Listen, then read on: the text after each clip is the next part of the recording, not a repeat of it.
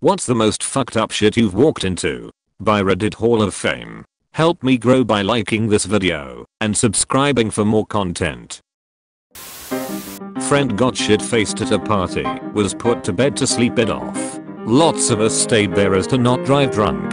Well, when I got up to use the bathroom, I found aforementioned passed out dude sitting on the toilet with the lid down. He had his dick in his hand and was sitting in a puddle of shit. At some point in the night he got up to take a shit and decided to jerk off. He was forever known as Poop and Jerk from that point on. I would have called him Turd and Tug, especially if his name was Dog. Crap and Whack, Crap and Fab, Stank and Wank. Was with my friend during our first year of college. We were roommates and he happened to be 21. We were walking to a liquor store to pick up some alcohol. As soon as we get across the street and about 40 feet from the building, a car completely runs over two people. One person went up flying I deck how high and the other guy kinda went airborne and to side, and I could hear sounds I never want to hear again. People run over and start helping them as we stare in disbelief. There was already too many people trying to help, so we went on and got the alcohol and came back outside and see two sets of paramedics attempting CPR. People are screaming. I could see one set of paramedics get up, and you could tell by their body language the person was dead. Not sure about the other person, but I believe they both shared the same fate. We went back in and got more alcohol, but I was still unable to forget that night. And that was the night you learned the difference between wanting a drink and needing a drink. Didn't walk into it so much as it walked into me. On a night out in another town waiting for a taxi home. Random drunk lass walks around the corner from the strip to where the taxi rank is, lifts her dress up, bends over and just sprays diarrhea up the wall in front of about 20 people, pulls her dress down, and walks right into another club. The range was impressive, if nothing else. This summer I was leaving work in a rural area in New York. Got to the main highway, let a motorcycle pass, turned and started down the road behind him. He was going fast. Anyone who lives in rural New York can probably guess where this is going. I see a deer bolting across a field ahead of us. Surely this man on the motorcycle sees the deer. Hopefully the deer hears the motorcycle. Nope. The deer runs into the road. The guy wipes out. The deer miraculously jumps over the skidding bike and runs off. I stop my car, start running to the guy, while I'm dialing 911. There's a thin layer of what used to be his foot spread out over the road. He's screaming for me to get the bike off him. Other cars are stopping, and we pull the bike off him, while I'm trying to get an ambulance. His hand was completely fucked. His foot was pinned under his bike. His shoe came off, and it was shaved down to the bone. He took off his helmet, and we saw he was probably close to 80. He was chewing on a toothpick, and it went through his lip. We wrapped a belt around his leg to stop the bleeding. The ambulance arrived. They took him, and I never heard what happened to him. He was wearing jeans, a leather jacket, no gloves, and loafers. The bloody skid mark that used to be his foot was there 4 days until it rained and got washed away. Back in college, a bunch of friends lived in adjacent apartments in a building, and we had the unwritten rule that if the front door was unlocked, come on in. One evening, I walked into one of the apartments and saw the following. The room was heavily filled with smoke. Dude, Where's My Car was blasting on the TV. A dog barking like crazy. No dogs were allowed in the apartment. Two men were tied to a metal frame chair, one sitting in the other's lap and being flogged. 5 people were standing around watching. The sounds of even more people coming from down the hallway. I simply turned around and went home. Didn't want to know. Woke up a Sunday morning. Felt like being a good kid and to make my parents some coffee and toast. I get downstairs and get to making a little breakfast tray and go into our room. To find them going at it, I made eye contact with my dad for a solid 5 seconds before setting down the tray and walking out. I don't make breakfast anymore. He probably stood by the door 15 minutes later completely nude, covered in sweat, one hand on his hip, with the other holding a piece of bacon talking with his mouth full honey. We have a good kid. In my junior year of college, my best friend and I were helping pack up his girlfriend's room at the end of the semester when I heard some weird noise coming from the bathroom. It kind of sounded like someone having sex. so I thought it would be hilarious to kick the door open and surprise them. It turned out the cleaning woman was on the floor having a seizure. Shitty? Life pro tip, if it sounds like someone is having sex in the room, just go in. Someone might be having a seizure. Edit, my first most upvoted post and it's about sex and seizures. Good damn it. I was hanging out with this girl I was trying to date. While there her mom was served divorce papers. One relationship for one relationship. Equivalent exchange. It never panned out though. What, is her mom still single at least? This happened to someone I know in a different hospital. The hospital had a relatively small ICU. A total of somewhere between 6 and 10 beds. A patient was admitted to the ICU for an out of control infection that happened after he went swimming in a lake a week or so after discharge from a previous hospital. Admit when he had managed to catch his pants on fire. He had severe burns covering his entire lower body, front to back, and ankles to waist, testicles, penis, and all. Swimming in unclean water after something like this is a recipe for disaster. He was diagnosed with necrotizing fasciitis and had recently undergone a surgical debridement of his lower body, and the nurses and neighbors in the ICU were constantly complaining of the odor coming from his room due to the necrotic skin he had. He was a pretty pleasant guy in a bad situation, but he had the most frustratingly loud and obnoxious, huge and trashy girlfriend that was constantly harassing the nurses and medical staff. My buddy, a physical therapist assistant, walked into the patient's room to get him moving for the day and wasn't really paying attention to the sounds behind the door/curtain into the patient's room. He pulled back the curtains to see the very large trashy girlfriend riding the patient. In the process they had managed to remove all of the patient's lower body dressings, which my buddy stated were heavily saturated with bloody drainage and draping off of either side of the bed. He said he remembered being hit by the smell first, but his jaw dropped when he saw her, but covered in slimy drainage and clotting blood. From what he remembered, that guy died a week later from infection-related complications. He says he still pictures what he saw on that day every time he gets a patient in that room in the ICU. Friend and I went out to get pizza and took his little sister too. Gone maybe 20 minutes. Got back and his little sister runs inside before us. He walks after her and I follow. As I get in I see both of them frozen in place staring at something. As I round the corner I see their dad strangling their mom, both crumpled on the stairs leading up. It was eerily fucking quiet, like she was sitting there dying without a sound. I was in a state of shock, but I wasn't paralyzed by it, so I walked over and calmly grabbed his wrists and pulled his hands from her neck. Still no sounds at all. Super quiet. She started gasping then, and the sound snapped everyone out of it. That's when all hell broke loose with everyone screaming and freaking out.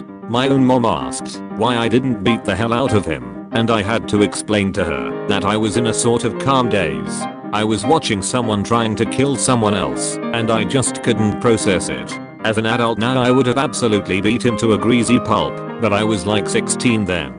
She survived with a badly bruised neck and thankfully did everything right. Restraining order, divorce, moved away. Rat at a major university in Canada. Girl is locked out of her room and asks for one of us to get into her room. Not out of the norm in our building. She was in a double room and could not get a hold of her roommate. I go up with another and knock twice without any noise. Open the door to her roommate and 3 guys in a 4-way. She takes the cock out of her mouth and says, I was a little busy to answer. I just shut the door and found an empty room with bedding for the shocked student who was a devout Catholic, as she told me many a time as we walked to the other room. Hot damn, that's rough and hilarious to imagine. At my girlfriend's house, I was about to go home when we hear a car crash and sometime later screaming from a young girl. Drunk driver and a 12-year-old girl against a school gate. Both her legs crushed and bent in a way it shouldn't bend. Didn't get much sleep that night. Later I found out the girl survived, but is crippled for life. Back in college, I had a few friends in a sorority and we'd go around to parties on the weekends. Walked into some frat party, and while we are still in the entryway of the house, a girl with her pants around her knees is trying to run down the stairs, but trips and falls down half of them. We go over to see if she's okay, and 3 guys appear at the top of the stairs saying she's with us and she's okay. She's incoherent. Doesn't know where she is. Can't give me her name. The girls and I immediately decide to get her home. We get her pants back on, and I carry her out the door, while we deal with the protests of the guys behind her. When in the car, she can't tell us where she lives, doesn't have her phone, and can't give us any phone numbers. She's totally out of it. Thankfully she had her wallet and ID, so we found her apartment that way, dropped her off, and left her with her roommate. Got a message from a friend of my then girlfriend. Told me I needed to go to my girlfriend's house because she was feeling rather horny. Was odd that her friend sent me this message, but I thought I was getting 6, so I hauled ass over there. She was horny alright. Horny for the 2 dudes betrosting her. Good on that friend for telling you to check it out. Yeah, she had my back. Was delivering pizza, getting off an elevator. As the door opened, a topless woman was standing there squeaking a rubber ducky between her tits. Her boyfriend stood in their apartment door busting up. They tipped $20. Also walked in on one of my ex-roommates rubbing one out, and I didn't realize what was going on until I saw his hog. I set the Xbox controller down I was returning and walked out. We were friends for years and never spoke of it. When I was 6 years old, I lived with my mom in a single wide trailer out in the country. One night she sat me down for dinner in front of the TV and gave me a big hug, then walked into her bedroom and closed the door. Shortly after that I heard the loudest boom I had ever heard in my life come from her room. I got up and opened up the door to her bedroom to find my mom with her head blown off. Suicide. I'm 34 now and it still pains me to talk about, but it is by far the most fucked up shit that I have ever walked into. Edit. My sincerest thanks to all that commented with all of their kind words of love and support. The response to this post has really made me feel amazing. So, thanks again. Also, my first ever comment to get any awards. So, super thank you to all that awarded it. Was backpacking through Europe with 3 buddies years ago, and this happened in Amsterdam. One of our friends had gotten sick during the trip and had missed a lot of our Prague stint and all of our Berlin stint, roughly 10 days. In Amsterdam he finally was feeling better and decided to join us on one of those touristy pub crawls on the very first night out since illness. Long story short, he gets absolutely hammered and is all over the place. When we move on to a different bar with the group, we look around and can't find him anymore. 10 PM. We assume he's either gone home or is gonna meet up with us, but we were drunk too and just assumed the best. Welp, now it's 4 AM and we are walking home to our hostel without any sign of him. We are hoping he's home in the hostel sleeping. Well, we get back and open the door and sure enough there he was in the fetal position in his boxers on the floor of the hostel/hotel room. What was quickly a sigh of relief to find him turned into horror and disgust as we notice he, along with the entire room, is covered in shit. Like full-blown brown town everywhere, on the beds, on the walls, all over him, his back, hands. Think of that scene in Dumb and Dumberer with Bob Saget in the bathroom. There's shit and puke smeared on just about every bed, and there was shit and vomit all over the bathroom. The kicker too was that his clothes had been neatly folded at the end of his bed. He has no recollection of what happened that night. I can still smell and see that room 10 years later. A number of years back, while working as a nurse on night shift, I walked into a room as the patient's sister was getting out of bed. Fully nude. The patient was still in bed. Fully nude. I've had a couple very close friends in the hospital and lied saying I was their sister when I was told only immediate family members could visit them. This actually makes sense. Girlfriend can't see him because she's not a family member, so she says she's a family member. Well, that was easy. As a paramedic I walked in on 4 people overdosed in a small apartment. There was a large naked woman laying on a smaller naked man, both in cardiac arrest with severe central cyanosis. There was a woman on the couch actively going into respiratory arrest and a man propped against the chair in just as bad of shape.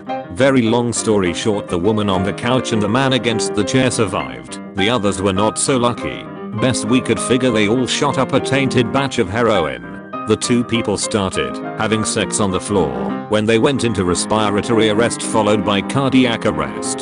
The man in the chair had a cell phone near him and was the one that called 911. If he wouldn't have, they all would have probably died. That was the worst overdose I have walked in on. There are many. I went on a call to a flop house where everyone was high as a kite and someone had decided they should call 911 because one of their roommates hadn't moved, as far as they knew, in a month. She looked exactly like a corpse, beyond emaciated. Conscious but couldn't walk or move or respond, like a filthy breathing skeleton. We had to carry her down 3 flights of stairs wrapped in a sheet because the flat wouldn't fit in the stairwell. Not a sound or a twitch as she was bumped around like a sack of sticks with skin on them. I've seen some fucked up things, but that was the most dehumanizing. God knows how long that lady had been laying there with dozens of people living there and just not giving a shit. I used to work in a prison. It's a British female prison, and I was a male officer. At lockup time I was getting everyone back to their cells, mainly by ineffectively shouting at the women, but slowly they were getting banged up for the night. I walked in this one cell to check, and on the floor were 2 women inserting a 2-liter full Coke bottle into the other. Fat end first. The inserters were about 25 and the receiver 50. I just noped out of there, came back 5 minutes later and everyone was back in their own cell with just the receiver sat watching TV in her own cell.